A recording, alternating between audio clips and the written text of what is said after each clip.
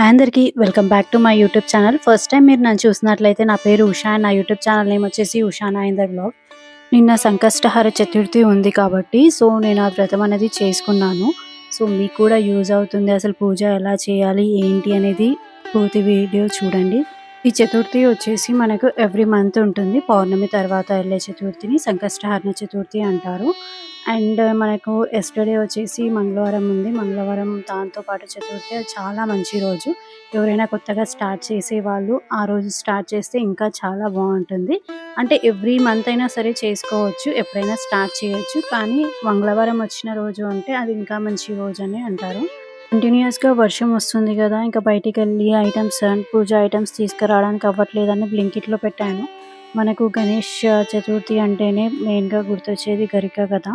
దాంతో పాటుగా ఇంకా ఐటమ్స్ అనేది అవసరం ఉంటే అవన్నీ తీసుకున్నాను.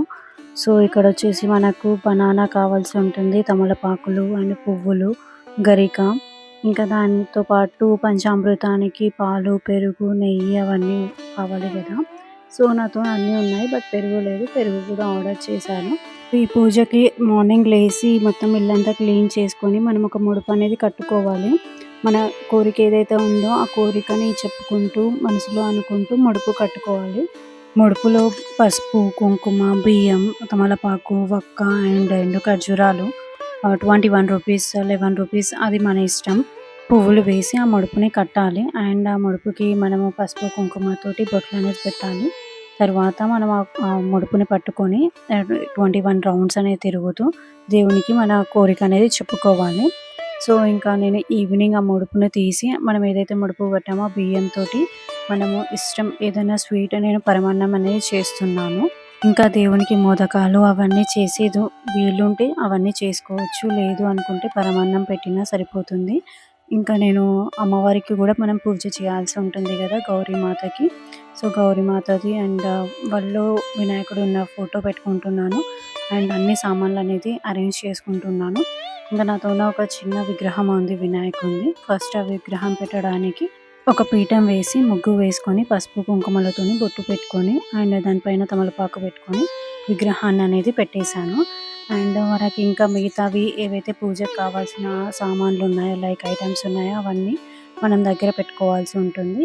అండ్ గరిక కూడా పెట్టుకోవాలి. పత్రి దొరికితే ఇంకా మంచిది. పత్రి ప్రస్తుతం దొరకదు కదా కొంచెం మందికి.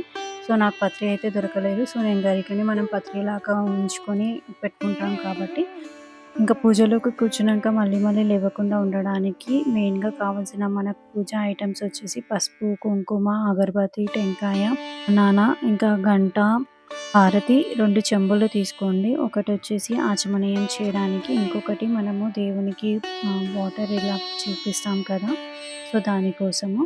ఇవి ఉంటే సరిపోతుంది. దాంతోపాటు అక్షంతలు అండ్ పంచామృతాలు కూడా తీసుకోవాలి. పంచామృతాలకు వచ్చేసి పాలు, పెరుగు, నెయ్యి, తేనె అండ్ చక్కెర ఇవన్నీ దగ్గర పెట్టుకున్నామంటే మళ్ళీ మనం లేవకుండా ఒకటేసారి పూజ కంప్లీట్ అయిపోయాక లేవచ్చు. ఇంకా ఇక్కడ నేను నెయ్యి దీపాలు అండ్ ఆయిల్ దీపాలు కూడా పెడుతున్నాను. ఫస్ట్ ఇంకా అన్నీ రెడీ చేసుకుంటున్నాను. దీపంకి ఆయిల్ అవన్నీ పోసి అండ్ బొట్లు కూడా పెట్టుకొని అంతా చేసుకోవాలి. తర్వాత మనం పసుపు గణపతిని కూడా చేసుకోవాల్సి ఉంటుంది. ఒకవేళ మీతోన అమ్మవారి పటం లేదు అనుకుంటే పసుపు గణపతి, గౌరీమాతని ఇద్దరిని చేసుకోండి. దేవునికి వస్త్రం కూడా వేయాలి కాబట్టి వస్త్రం కూడా రెడీ చేసి పెట్టుకోవాలి. అండ్ మనకు మెయిన్గా కావాల్సింది ఒక విగ్రహము ఉంటే ఓకే, లేదంటే మనము నార్మల్గా పసుపు గణపతితోనే చేసుకోవచ్చు. ఒక తూరం అండ్ మనకు కావాల్సింది కలశం. ఒకవేళ మీకు కలశం ఉంటే కలశం, పత్రి, ఇంకా మన గరిక ఇవన్నీ మెయిన్గా కావాలి. అది చెప్పాను కదా. ఒకవేళ మన పత్రి దొరకకపోయినా ప్రాబ్లం లేదు, మనం గరికతోటి కూడా చేసుకోవచ్చు. పసుపు గణపతిని చేసుకుంటున్నాను నేను. ఇంకా పసుపు గణపతికి బొట్లు పెట్టేస్తున్నాను. ఇంకా పెట్టిన తర్వాత ఫస్ట్ మనము ఆచమనీయం చేసుకోవాలి. ఫస్ట్ మనము ఎప్పుడైనా సరే ఏ పూజ చేసినా సరే ఫస్ట్ గణపతికి చేయాల్సి ఉంటుంది కాబట్టి ఫస్ట్ మనము పసుపు గణపతికి పూజ చేసుకోవాలి. ఫస్ట్ పసుపు గణపతికి పూజ అయిపోయిన తర్వాత మెయిన్ గణపతికి పూజ చేసుకోవాలి.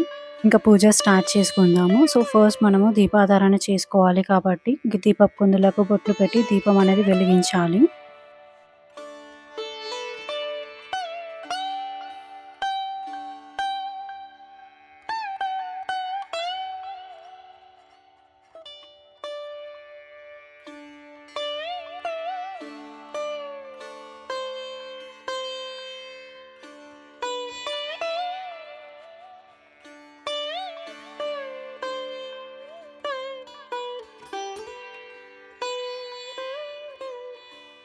దీపాధారణ కంప్లీట్ అయిన తర్వాత ఆచమనం చేయాలి.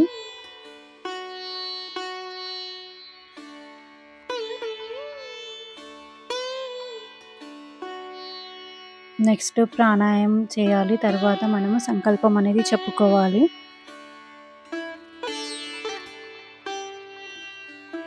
సో, కలుషం పెట్టుకోవాలి అనుకునే వాళ్ళు కలుషం కూడా పెట్టుకోవచ్చు. బట్ కలుషంతో ఎప్పుడు స్టార్ట్ చేయలేదు. ఓన్లీ నేను నార్మల్‌గానే చేసుకుంటాను.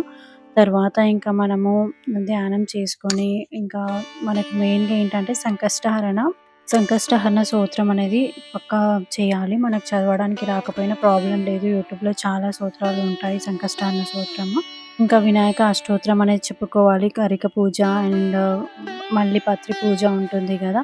పత్రి పూజ కూడా చేయాలి. పుష్ప పూజ ఇవన్నీ నార్మల్‌గా ఇవేమీ మనకు రాకపోయినా సరే అక్షంతలతోని, పూలతోటి పూజ చేసుకోవచ్చు. లేదు అనుకున్న యూట్యూబ్‌లో పూజా విధానము అవన్నీ ఉంటుంది. మళ్ళీ దీపం, ధూపం అండ్ అవన్నీ అనేది చూయించాలి. ఇవన్నీ అయ్యాక గౌరి పూజ కూడా చేసుకోవాలి. గౌరి పూజ చేశాక మనకు వ్రతకథలు ఉంటాయి కదా! అవి కూడా ఉంటాయి. సో, ఏది ఉన్నా సరే మనం ష్యూర్‌గా వ్రతకథ అనేది చదవాల్సి ఉంటుంది. సో, పూజ మొత్తం కంప్లీట్ అయిన తర్వాత వ్రతకథ చదువుకుంటే అయిపోతుంది. పూజ అనేది కంప్లీట్ అవుతుంది. అండ్ నెక్స్ట్ డే మనము స్వామివారిని మళ్ళీ యథాస్థానం అనేది పెట్టాలి. ఇది పూజా విధానము. నార్మల్‌గా నేను సింపుల్‌గా చేస్తున్నాను. సింపుల్‌గా చూయించాను. లేదు ప్రాపర్‌గా అనుకుంటే మీరు మనకు పూజా విధానం అనేది ఉన్నాయి.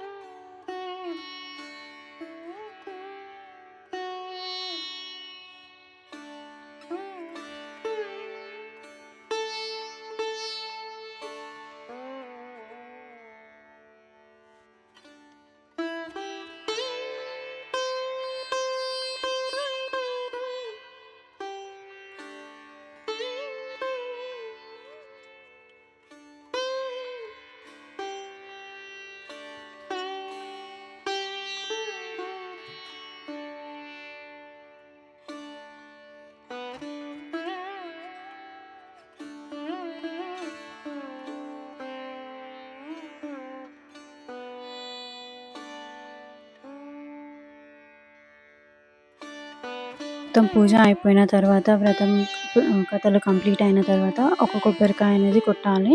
అండ్ తర్వాత మనం ఏదైతే ప్రసాదాలు చేసుకున్నామో ఆ ప్రసాదాలు కూడా పెట్టాలి. నేను ఇక్కడ పరమాన్నం చేస్తున్నానని చెప్పాను కదా! ఇంకా దాంతో పాటు మనము ఆ రోజు మొత్తం ఉపవాసం ఉంటాము. అండ్ నైట్ ఏదైతే డిన్నర్ చేస్తామో ఆ డిన్నర్ కూడా స్వామివారికి పెట్టి ఆ ప్రసాదాన్ని మనం తినాల్సి ఉంటుంది. అంటే మనం ఏదైతే తింటామో స్వామివారికి అది పెట్టి తినాలి. మనం తినకముందు ఒకసారి చంద్రుడు కనిపిస్తే అది చాలా అదృష్టం అంటారు. బట్ నేను ఇప్పటికి 6 వీక్స్ అవుతుంది. ఇప్పటివరకి కనిపించలేదు. ఏదైనా డౌట్స్ ఉంటే కామెంట్ చేయండి. లైక్, షేర్, సబ్స్క్రైబ్ చేయండి ఉషా నరేంద్ర వ్లాగ్స్. ఇంకన్ని వీడియోస్ కోసం నా ఛానల్‌ని విజిట్ చేసి వాచ్ చేయండి. Thanks for watching. బాయ్.